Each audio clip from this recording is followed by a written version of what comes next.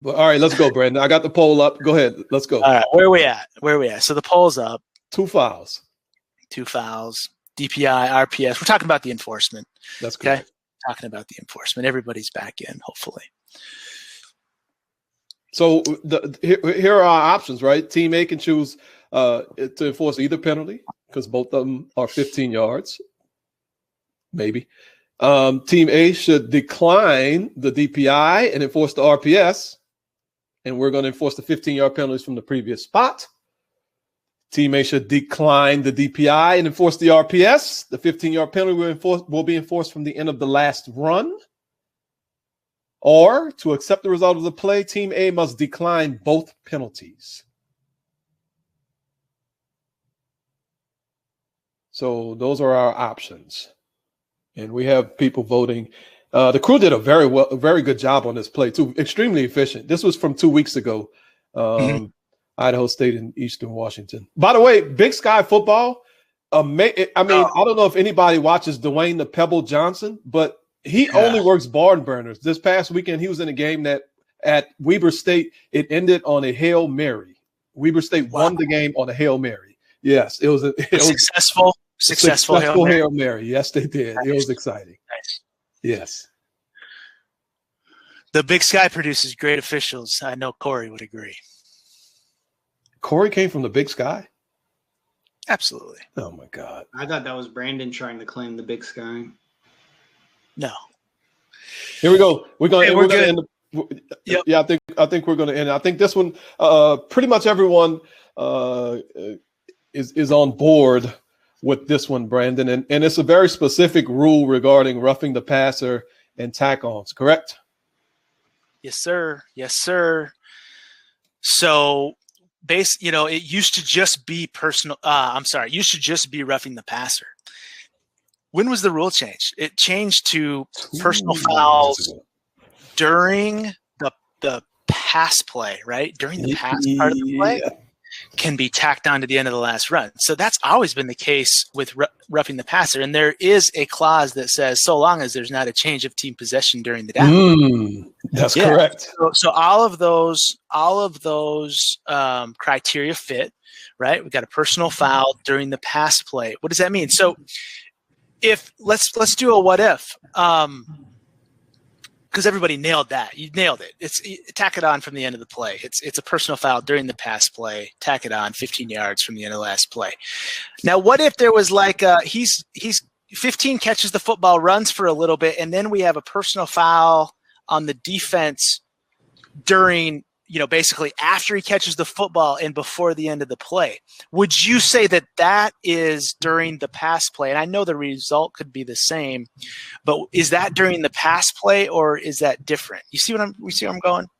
That would be during the running play. Because the pass play is over once the process of the catch is complete and it becomes a running play. Right. And I know, if there was a foul during that chunk, it would be the same basic spot. So we could actually get that right for the wrong reason. But it's just important to understand. It's important to understand how to chunk these plays out when there's a pass play. That doesn't mean the whole play is a pass play.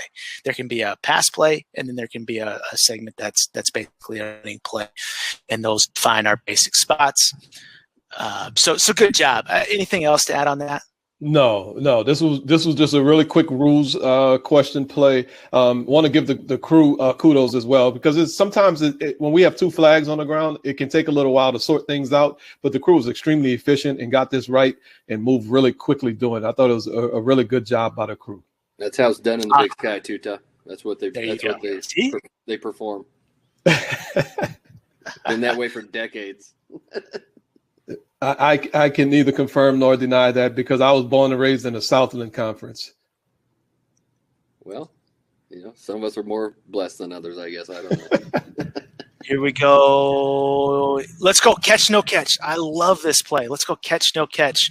Uh-oh. Daniel, we are going to have a poll, and, I hope this audio is good. Somebody's phone. I got it. Yep. Brandon, who are these teams? This is who are these teams? A question for Daniel.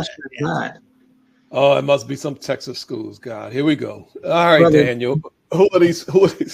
Oh, this is the University of Mary Hardin Baylor. Brother. They This have your is- jersey hung up in the rafters over there, Daniel. Well, maybe if the Raptors are in the basement. This is the American Southwest Conference, baby. Yep. Yeah. It Okay. sure is. Who's All who is HSU? Well, who cares? Houston This Southern. is what'd you say? Houston Southern. I don't know. University of Mary Hardin Baylor at Hardin Simmons University Hardin Simmons. in Hardin Abilene, Texas. Brandon, have you ever Okay. been to Abilene? yeah. You ever been to Abilene? I've been to Abilene a few times. Yes. There you go. Process of the catch. Okay, Enough of that. that. Look, the receiver. You all have seen. Thanks for the filler. The video uploaded in time. The receiver controlled the ball, the body part on the ground, and then lost control of the ball after he hit the ground. Okay, so we're going to talk about. We could have done a couple different polls, but we just decided to combine everything into one. Basically, we're deciding: is it an upright receiver or is this a receiver going to the ground?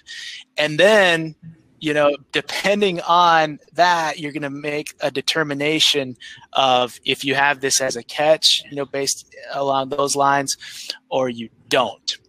Very interesting Very plays interesting play.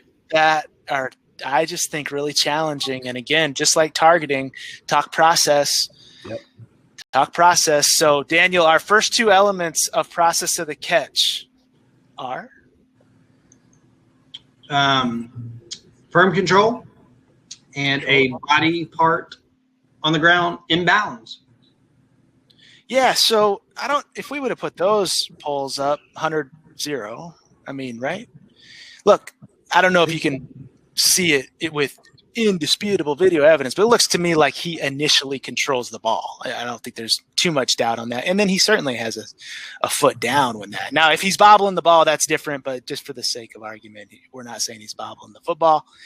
And so he sticks the ball with a foot on the ground for sure. So the first two elements are met. Now what's next on the third element of process of the catch? So the third element, and what we really have to judge here, and by the way, the most challenging element is the element of time. Yeah.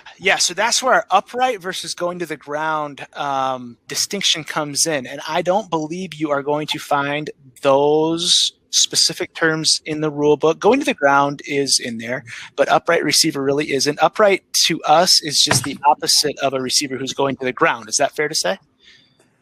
Yeah, I think that's a good way to put it. And then not only does that definition not, or that phrase not in the rule book, but also the distinction and how to determine the difference between the two. You're not going to find that in Rule 2 or any other rule either.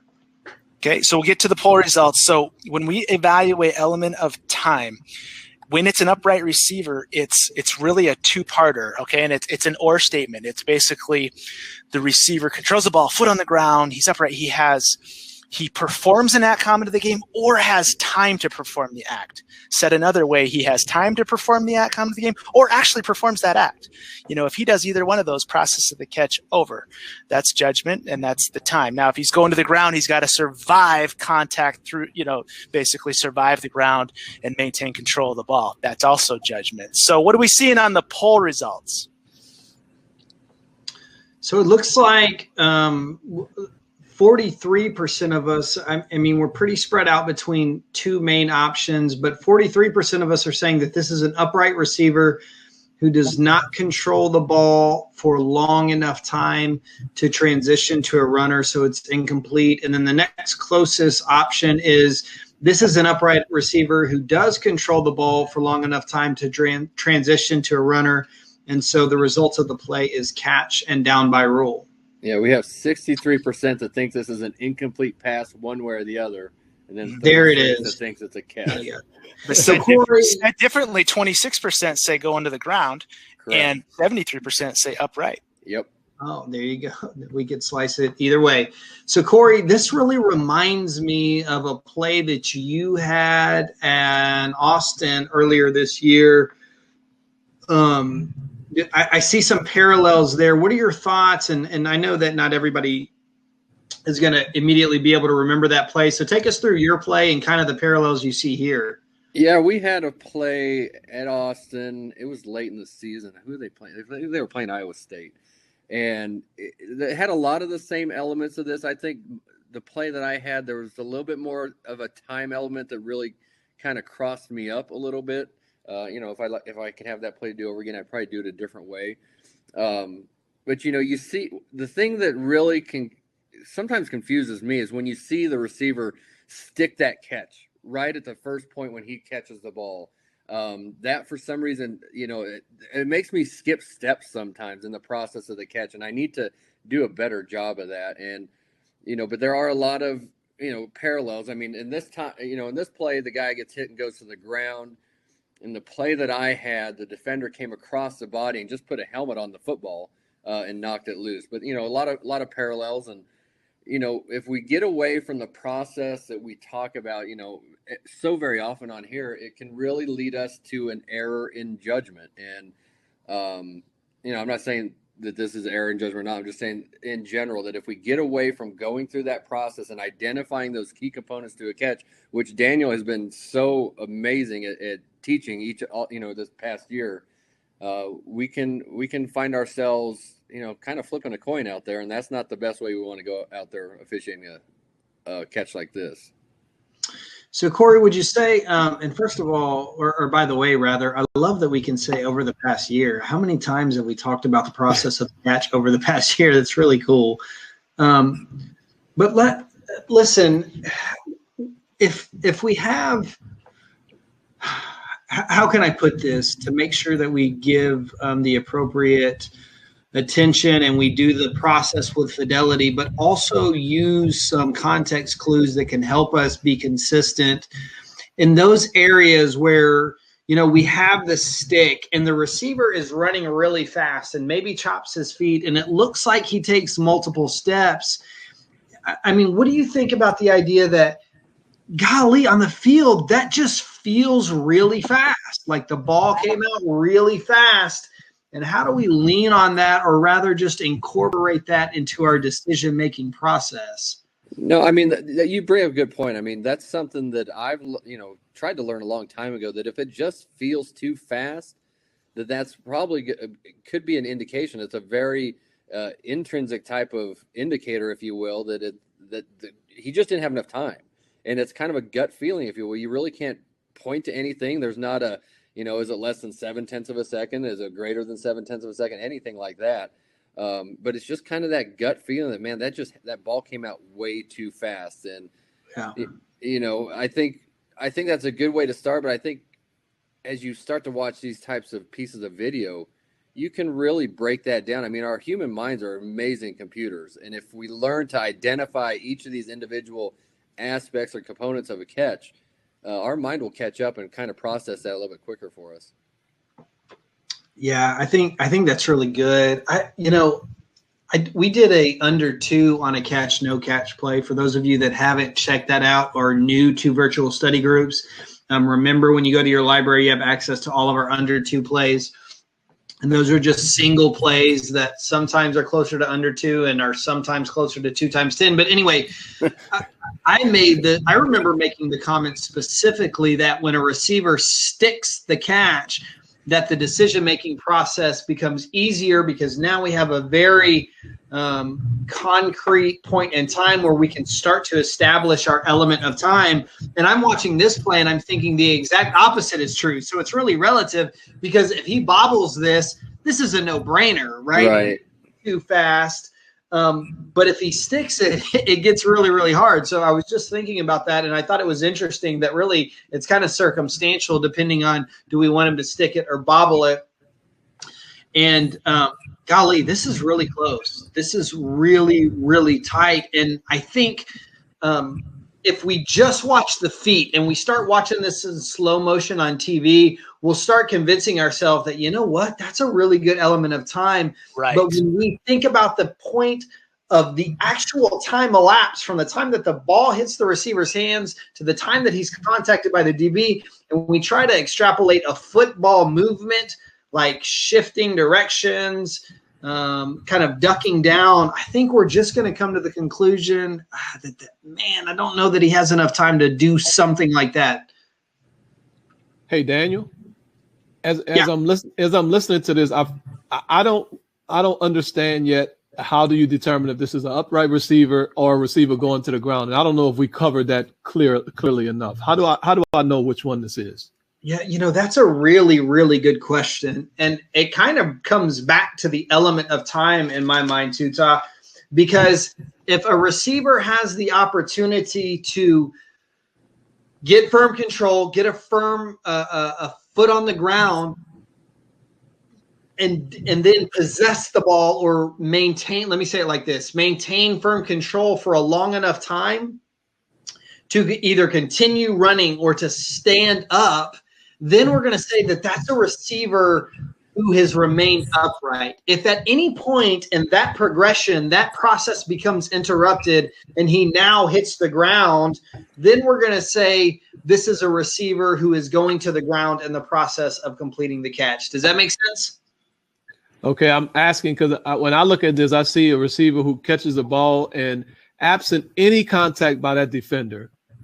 Well, let me not say catches the ball because thank you. Yeah, I know. I gotta reverse myself. Who controlled the ball? Right. Who controlled the ball and absent Sure. any contact by a defender would likely continue running. Right. When do you say, okay, he's going to the ground? Is it because of the contact prior to him completing the process of the catch, or is it the contact prior to him beginning the process of the catch? When do we start our discussion on that, our decision making? Well, so listen, let's be clear. You can go to the ground to complete the process of the catch two ways. The ball can take you there, right? Like a wonky throw, and you do something very acrobatic to go and get the foul. You end up going to the ground. But also contact by a defender can cause a receiver to now be going to the ground to complete the catch. So contact is a part of that. So if, again, going back to the element of time aspect, if you have firm control, a body part on the ground inbounds, and now we're starting the element of time, right? Let's think, like, make it in slow motion in your brain.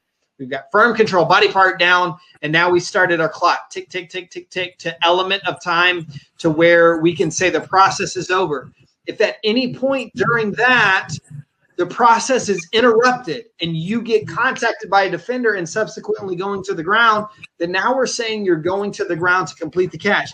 Even if you would have remained upright without that contact, the contact can send you to the ground.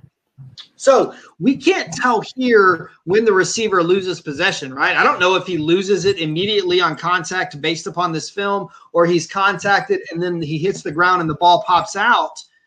For me, it's academic because the element of time hasn't been satisfied prior to the contact. So the contact sends him to the ground. So if the ball pops out on contact, it's incomplete. Or if the ball pops out when he hits the ground, he hasn't possessed it long enough to complete the element of time. So he's going to the ground to complete the catch. So he's got to survive contact with the ground. It's kind of a trick question, isn't it? It's kind of a trick question. But it's really hard. It's really hard. Yeah. But if we're saying, let's go back to the poll, 73% of us say he's upright. If that's what we're saying, then I think 73% of us need to say he's down by rule because the ball comes out when he hits the ground. Do you guys agree with that? Right. Exactly. Yeah. Exactly. Yeah. That's an excellent point. That's what's really hard about the catch. He would have remained upright without contact. Absolutely. But as it relates to process of the catch, that, gosh, I mean, the fact that he didn't transition to the runner, now he really is a receiver going to the ground. He didn't have time. It's funny how that works. So it's almost confusing. Right. It wasn't meant to trick because we do talk about these concepts on every single catch, no catch play, Daniel. We do talk about upright going to the ground, and it's important to understand that. But, upright is for that transition to the runner. Okay, he didn't have time to transition to the runner while he was upright. Now contact sends him to the ground. He's got to survive the ground. He doesn't. Incomplete pass. Yeah, absolutely. This is a tough one. Yeah. I mean, and I'm like, I think the going to the ground part is kind of obvious in terms of like, if this was all one motion to the ground and then the ball pops out with this exact same timing, easy, right? I mean, oh yeah, absolutely. No question. It's the idea that he kind of does start upright, and we can all envision this guy sticking the ball, foot on the ground, second foot on the ground, no contact. He runs in for perhaps a touchdown, whatever, maybe he gets tackled later. So we can kind of envision that, but we just gotta filter it through. Okay, did he have time to did he make a move that clearly shows he transitioned to a runner? Well, that answer is obviously no. Okay. Did he have time to transition to a runner? No, he didn't. He didn't. I mean, that's my judgment. Okay, now he goes to the ground, ball pops out. Did he survive the ground? No. Incomplete pass. Really a very interesting catch, no catch play. It really is. Yeah, it's really good. And I get it. It gets a little bit circular, right? When we start going through the going to the ground element of time and combining all that together. But that aspect of the element of time being interrupted and then him going to the ground was really, really helpful for me. Somebody way more accomplished in officiating than I kind of schooled me to that. And it's a really helpful process. But look, just like everything else, like we started tonight looking at targeting and going through that process, man, don't expect to be able to just pull that out of your back pocket on the field. That's something that we have to internalize and work through over and over and over. Yeah, so how many steps is considered an act common to the game, Daniel? How many steps? What's your answer to that? Oh, man, I don't have an answer for that. I think there is one. There isn't. Yeah. Right. There you go. Right. I mean, because steps could be like, you can chop your feet and get in 3 steps really quick. You can take 3 strides. I don't have an answer for that. Well, we've seen players, we've looked at all sorts of these types of plays. We've seen players take like 4 or 5 steps, but they're actually going to the ground. But, they don't have – the steps are not under their own power. That clearly indicates they've transitioned to a runner. You see what I'm saying? So that's why I don't really care about steps. It's more of like, has this player transitioned to a runner? Has he shown me he's transitioned to a runner? You see what I'm saying? Yeah, maybe not. For sure. Okay. Yeah, because if he can't transition to a runner, he still can be then going to the ground.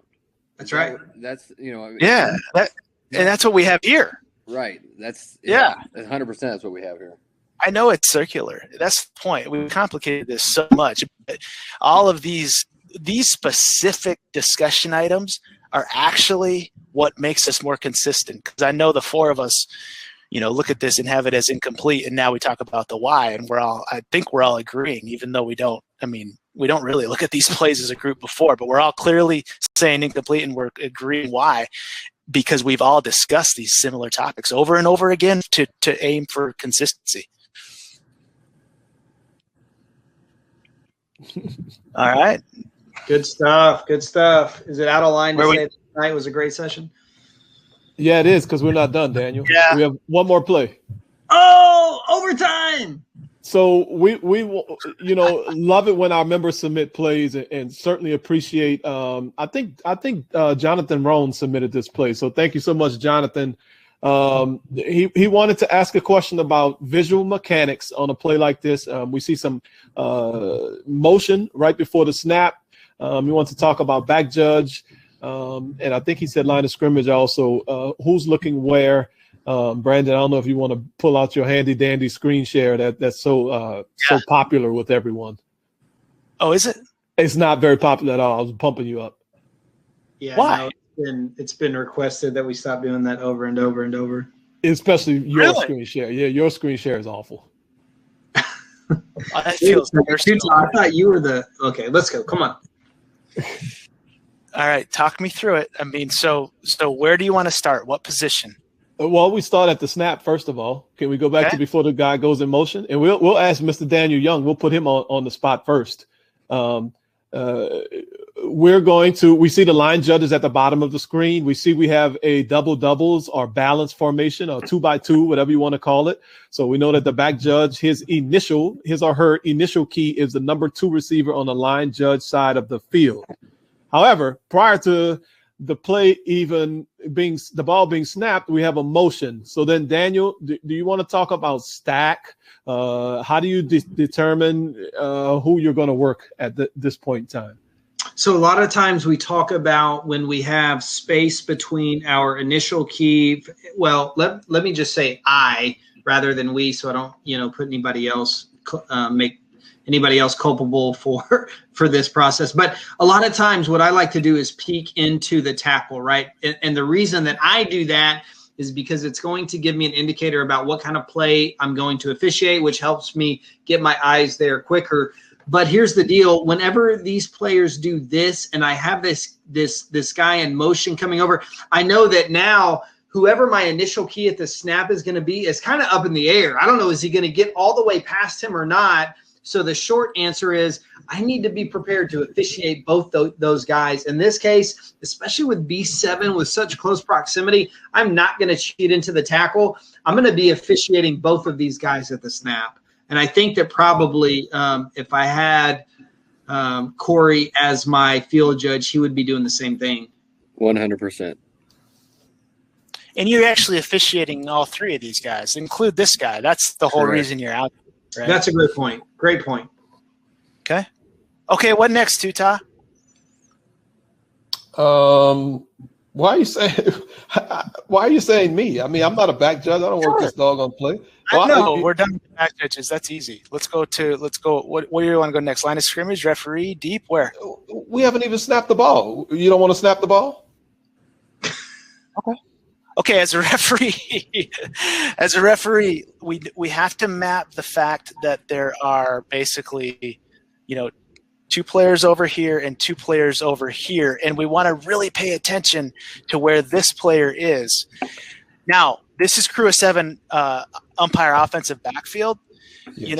so I guess I think at this point we're probably starting at the center and kind of dividing out. But the bottom line is we don't just simply have the tackle, Tuta, as a referee. Right.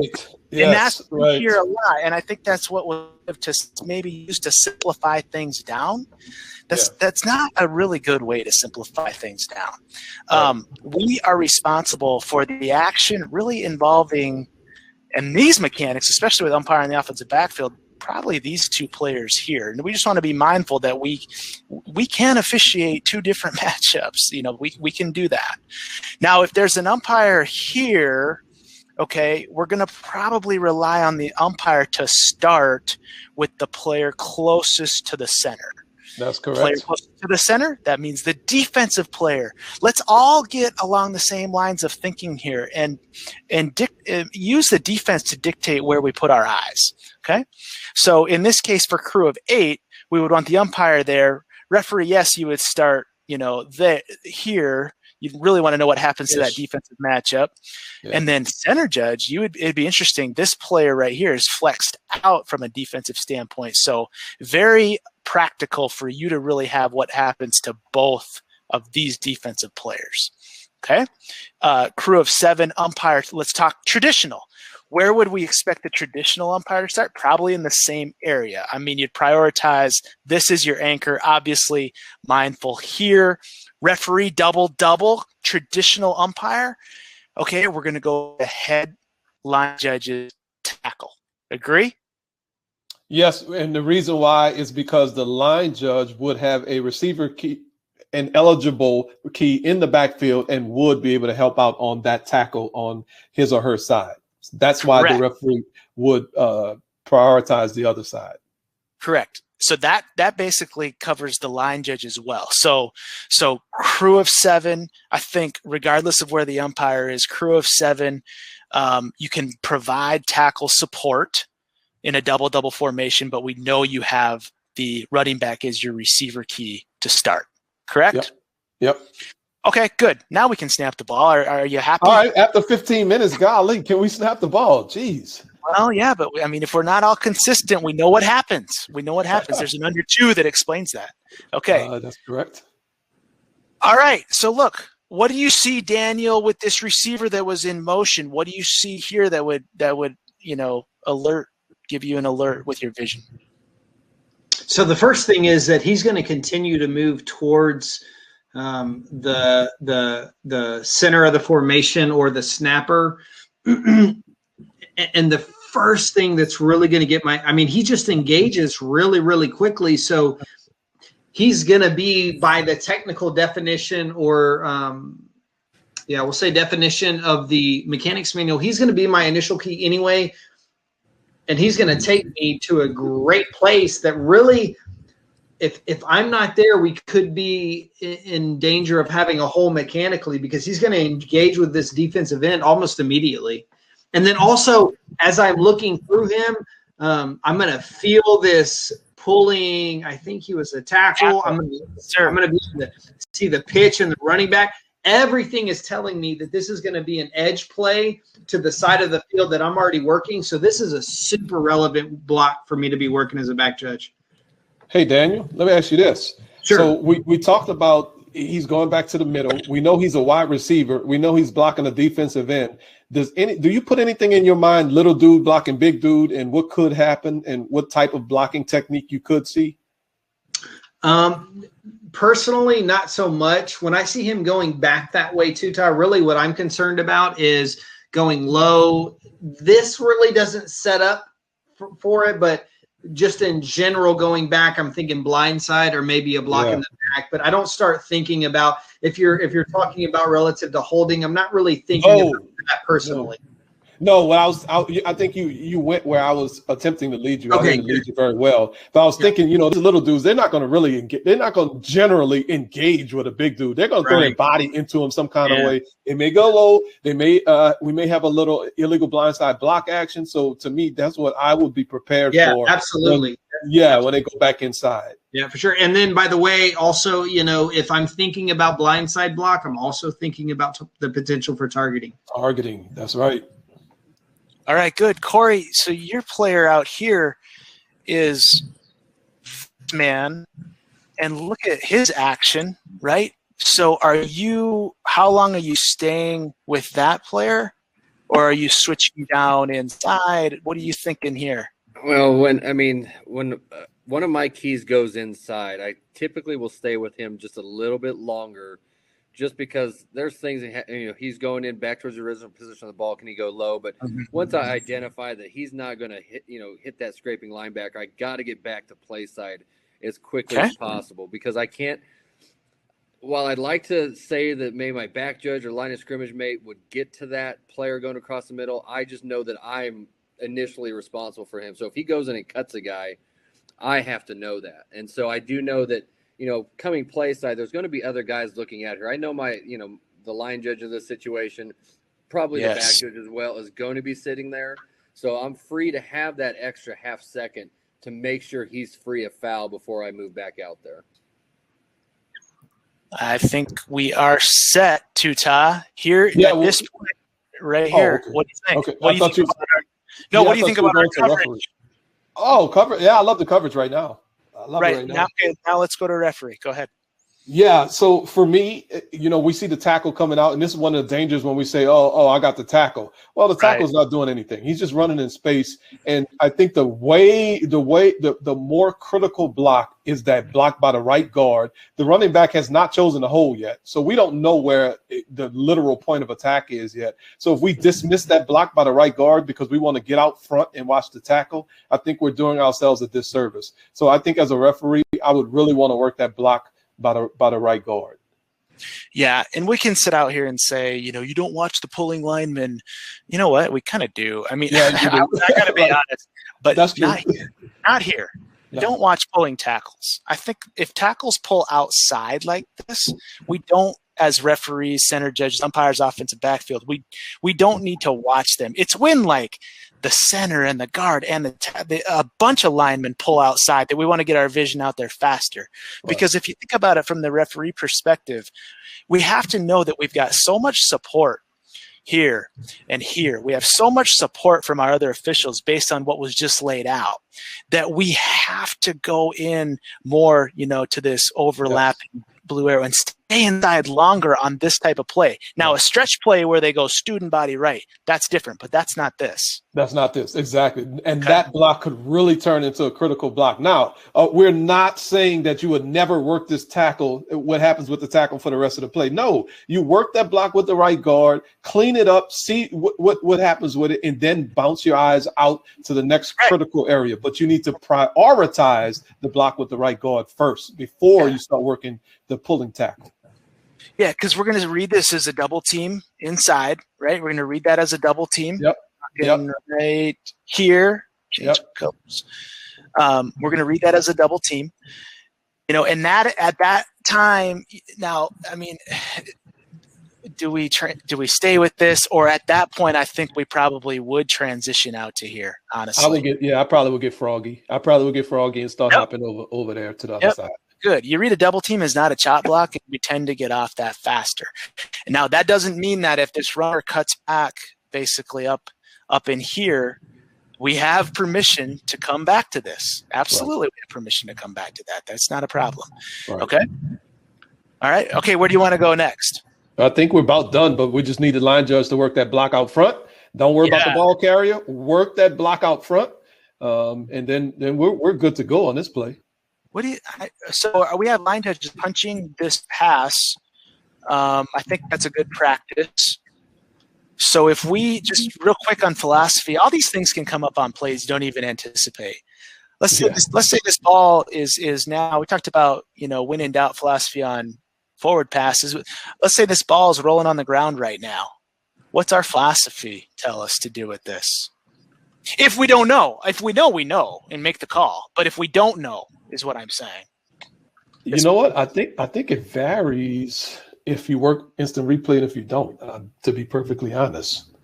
But I don't know totally the answer to that, Brandon. You put me on the spot. That's okay. Games with instant replay, we want to rule if we don't know. If we don't know is what I'm saying. If we know, just you let it play out. Games with instant replay, we'd want to rule this backwards if the ball's out and we don't know. Games without instant replay, no cheap turnovers, so if you got a hunch it's a forward pass, then we would go ahead and make it. But we don't those are when in doubt. We want to be very, very clear with that. Exactly. And yeah, please. I hate, why that's one of my pet peeves, that when in doubt, because it almost encourages us to be lazy, and I really hate that. Yep. Right. If we just when in doubt. No, man. You got to work your ass off on every play. And if you did your 100% best and you still really, really, really don't know, then you can use when in doubt. But don't just use when in doubt just to just be a lazy official, please. I hate catch-all phrases like that, and that's a catch-all phrase if there ever has been one. Right. Okay, so now back to the originally scheduled programming. Look, what block is the most important block at the point of attack? The kick out block. I think it's two of them. Is that a trick question, Brandon? Yeah, of course it is. If there was only one important block, we'd only need one official. Right, crew of one. Okay, so the point of attack is out wide. So we want to have the flexibility from the referee to really work inside out, and then we're going to stop at this block. I think our line of scrimmage people, I think it's pretty obvious we'd stay here. Now, from Daniel, are you as a back judge going to stay with this all the way? I'll start there. Are you staying with that all the way? Are you looking for like something else at the second level? Are you releasing that? What do you think? Man, that's a really good question.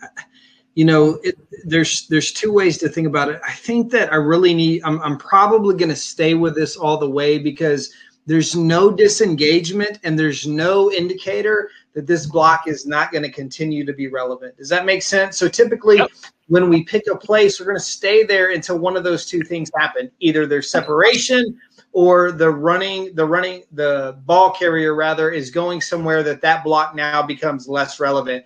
I mean, look, just from a general sense, this lineman way down here at the 35-yard line is a really good place for a back judge to be if it was relevant.